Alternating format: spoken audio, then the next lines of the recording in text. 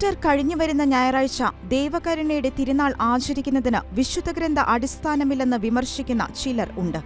യോഹന്നാന്റെ സുവിശേഷം 20-ാം അധ്യായം 26-ാം വാക്യത്തിൽ പറയുന്നു, 8 ദിവസങ്ങൾക്ക് ശേഷം വീണ്ടും അവന്റെ ശിഷ്യന്മാർ വീട്ടിൽ ആയിരുന്നപ്പോൾ യേശു വന്ന് അവരുടെ മധ്യത്തിൽ നിന്നുകൊണ്ട് പറഞ്ഞു, നിങ്ങൾക്ക് സമാധാനം.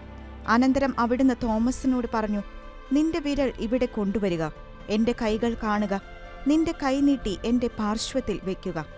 യേശു തന്റെ ഉത്ഥാനത്തിന്റെ 8-ാം ദിനത്തിൽ ശിഷ്യന്മാർക്ക് പ്രത്യക്ഷപ്പെടുന്ന ഈ രംഗവും കരുണയുടെ യേശുവിന്റെ ചിത്രവും താരതമ്യം ചെയ്യുമ്പോഴുള്ള സാമ്യങ്ങൾ വളരെ കൃത്യവും വ്യക്തവുമാണ്.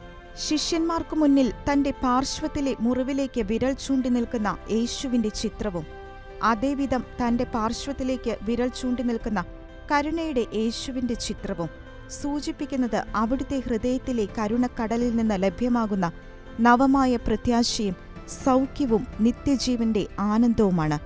അതിനാൽ വിശുദ്ധ ഫൗസ്റ്റീനയ്ക്ക് ലഭിച്ച യേശുവിന്റെ രഹസ്യ വെളിപ്പാട് പ്രകാരം കത്തോലിക്കാ സഭയിൽ ആചരിക്കുന്ന ദൈവകരുണയുടെ തിരുനാൾ ബൈബിൾ അടിസ്ഥാനത്തിൽ തന്നെയാണ് എന്നത് നിസ്തർക്കം.